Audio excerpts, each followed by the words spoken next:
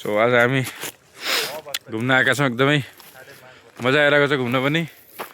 उहाँ चाहिँ मेरो साथी एकजना ऊ तल पछाडि हुनुहुन्छ। हामी तिनजना आएका थियौँ र घुम्न भन्दा नि हामी आज पिकनिकको लागि आएका थियौँ। पिकनिक पनि गरियो, मजा आइरह जे होस् एकदम बढिया भइरहेछ।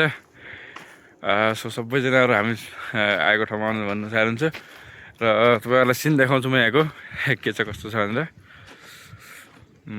एकछिन वेट गर्नु। देख्न सक्नुहुन्छ यो हाम्रो एकदमै भ्यू देख्ने एकदम मस्त भ्यू देख्ने। हेर्नुहोस् यहाँ ठुला 40-50 मालाका बिल्डिङहरू रहन्छन् र यता पनि हेर्न सक्नुहुन्छ।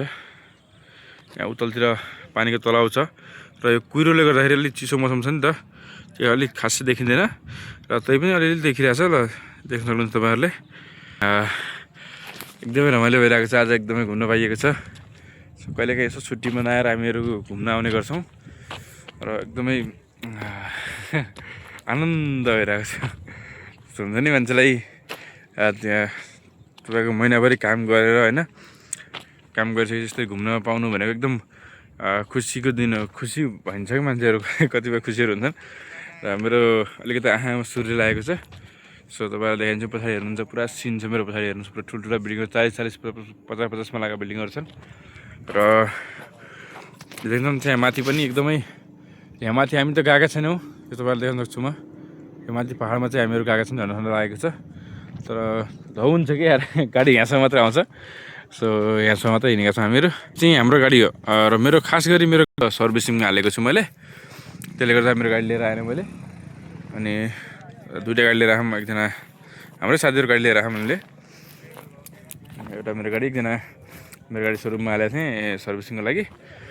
एकजना साथीहरू गाडी लिएर आएको थिएँ र धेरै जस्तो पर्यटकहरू आउँछन् यहाँ एकदम घुम्नको लागि। एकदम रमाइलो हुन्छ यहाँ होइन, एकदम घुम्नको लागि आएर आउँछन्, मजा आउँछ यहाँ। अहिले त अलि त आगो लागेको छ, कालो कालो देखेको छ तर प्रायः जस्तो यहाँ चाहिँ एकदमै रमाइलो लाग्छ घुम्नलाई। म मात्रै नभएर हामी जस्तो प्रायः धेरै मान्छेहरू आएर आउँछन्।